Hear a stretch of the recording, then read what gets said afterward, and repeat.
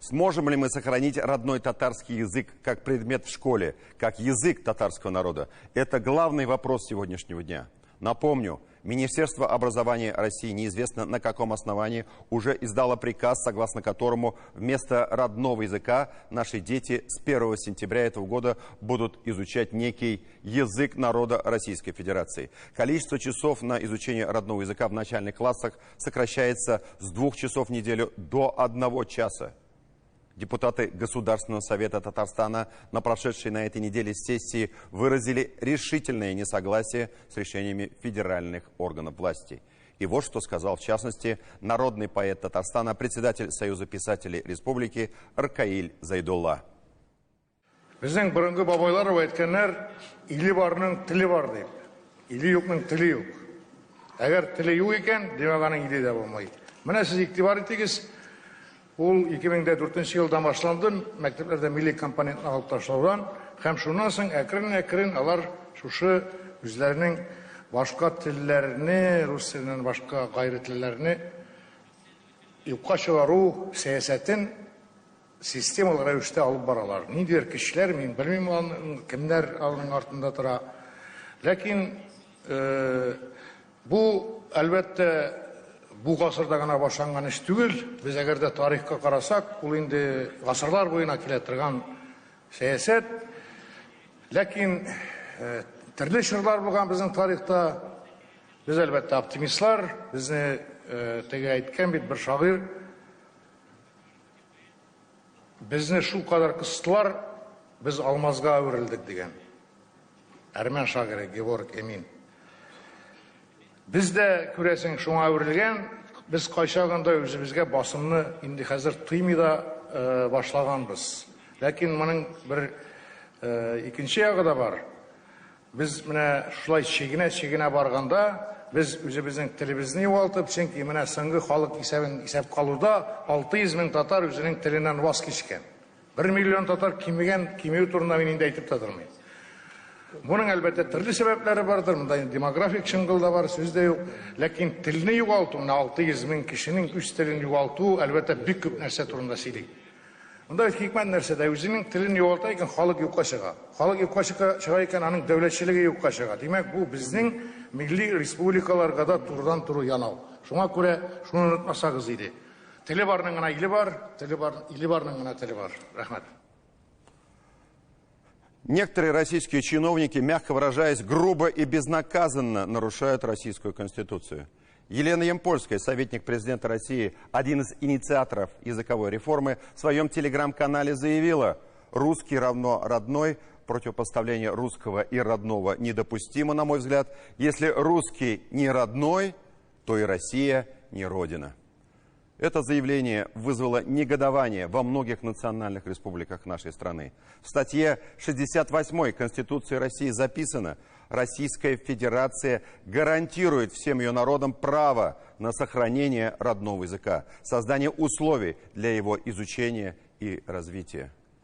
Кто дал право министру просвещения Российской Федерации Сергею Кравцову и госпоже Ямпольской творить беззаконие, вызывать никому не нужное напряжение в обществе, противопоставлять великий и могучий, всеми нами любимый русский язык родным языкам других народов России, сокращать до минимума количество часов на изучение родного языка в школах страны?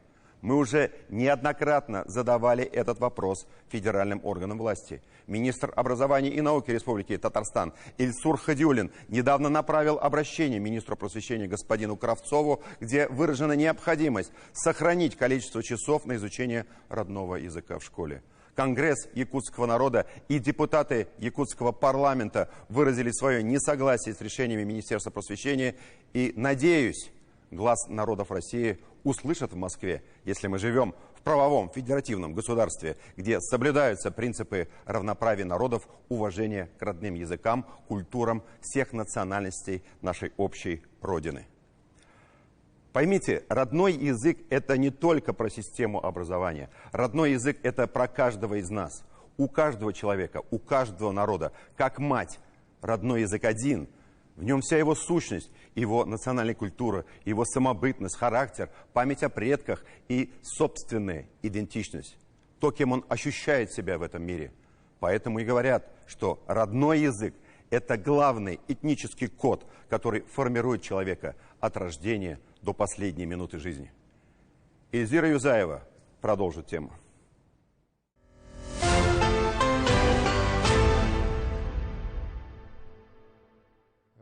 Мне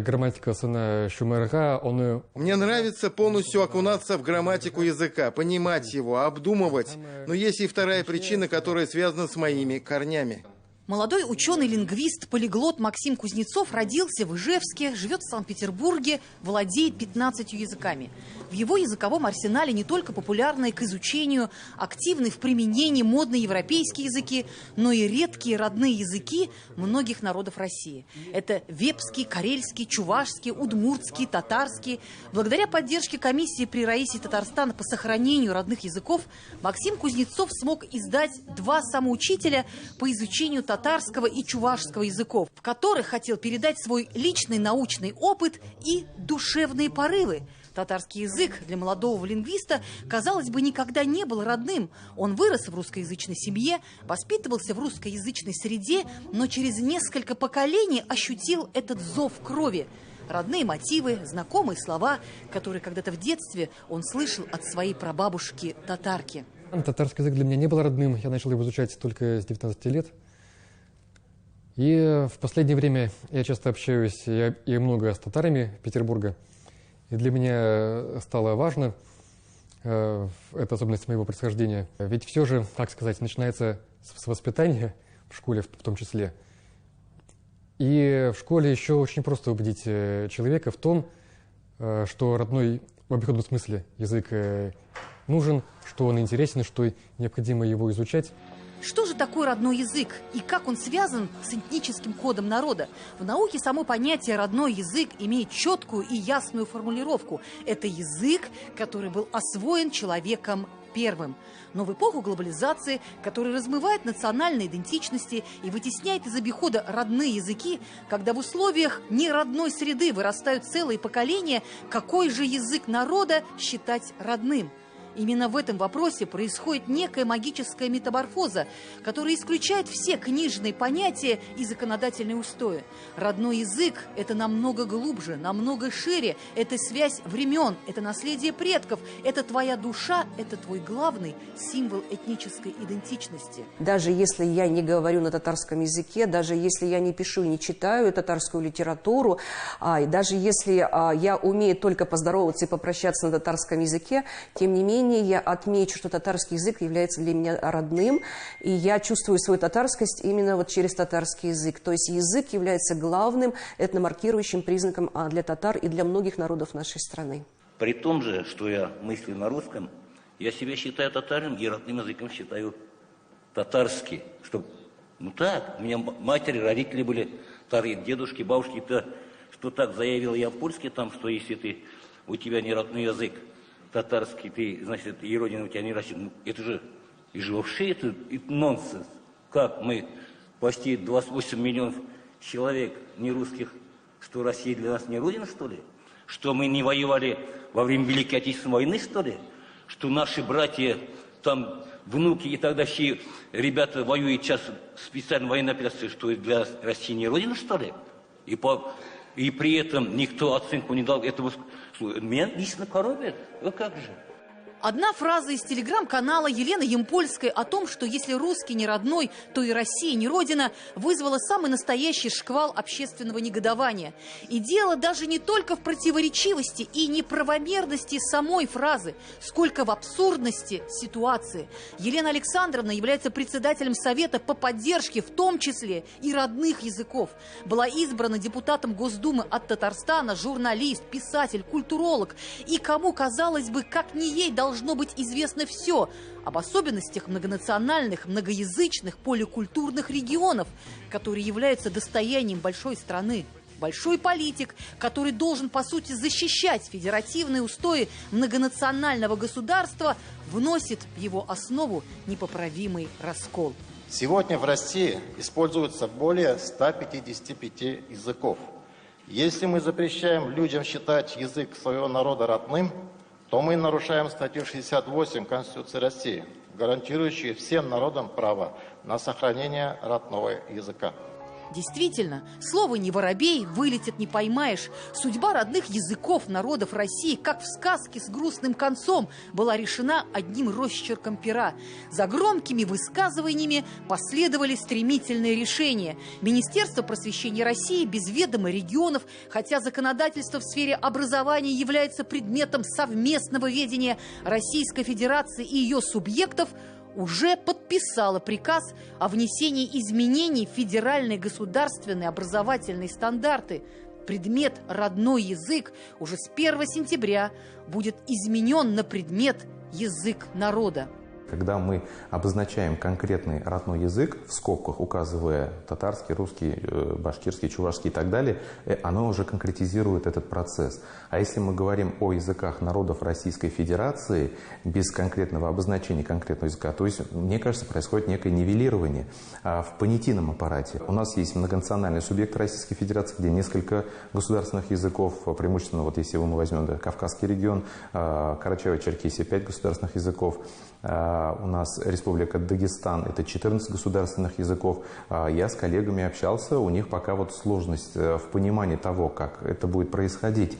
Сколько реформ за последние 20 лет пережила система национального образования. Еще в 2004 году из федеральных стандартов был исключен национальный образовательный компонент. И уже больше 20 лет наши дети не изучают на уроках ни историю своего народа, ни его культурные особенности. Далее последовало введение ЕГЭ только на русском языке, сотни национальных школ только в Татарстане с преподаванием предметов на родном языке поменяли язык образования.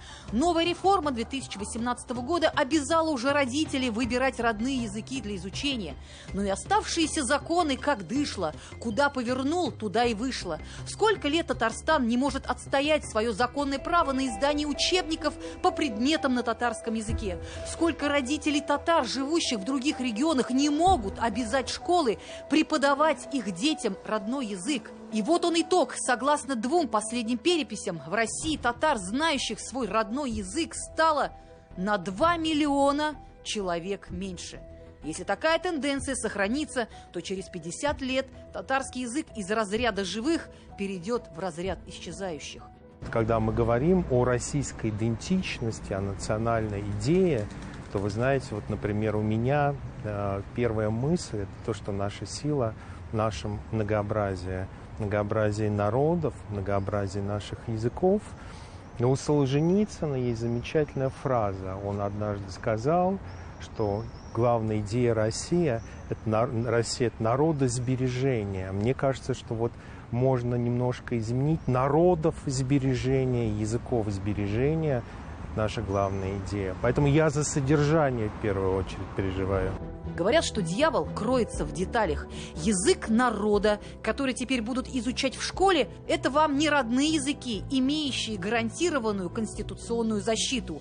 Язык народа – это не родные языки, которые по закону об образовании обязательны для изучения. Такой вот коварный словесный кульбит теперь позволяет и сократить изучение языка народа до 1 часа в неделю. А там, глядишь, можно будет и вовсе его вытеснить из школьной программы.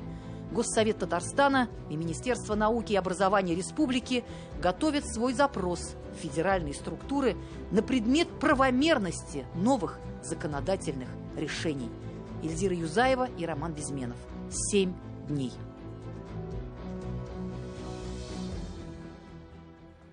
Я тоже выступил на сессии Государственного совета Республики Татарстан и предложил обратиться в Конституционный суд России, чтобы отстоять право народов России на изучение родных языков в необходимых объемах. Но прошу вас обратить внимание, еще 16 ноября 2004 года было опубликовано постановление Конституционного суда Российской Федерации, где было подтверждено, цитирую, в целях обеспечения на территории Республики Татарстан использования татарского языка во всех сферах официальных отношений, законодатель Республики Татарстан, внимание, вправе по смыслу статьи 68 Конституции Российской Федерации во взаимосвязи с ее статьей 43 и в соответствии с федеральным законодательством предусмотреть его изучение как государственного языка Республики Татарстан при получении основного общего образования.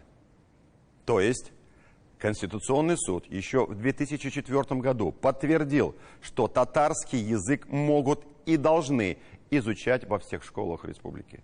И это решение никто не отменял и не может отменить, потому что постановление Конституционного суда является окончательным и обжалованию не подлежит. И последнее. Я, честно говоря, никак не могу понять, почему все эти федеральные чиновники не только нарушают Конституцию России, но и плохо слышат президента нашей страны, который практически в каждом своем выступлении говорит о том, что многообразие языков и культур, единстве всех народов страны – главная сила России. Я русский человек. И, как говорится, у меня в роду кругом Ивана да Мария. Но когда я вижу примеры такого героизма, как подвиг молодого парня Нурмагомеда Гаджи Магомедова, уроженца Дагестана, лакца по национальности, других наших воинов, мне хочется сказать: я лакец, я дагестанец, я чеченец, ингуш, русский, татарин, еврей, мордвин, осетин. Всех из более чем 300 национальных групп, этнических групп России просто невозможно перечислить. Думаю, вы меня понимаете.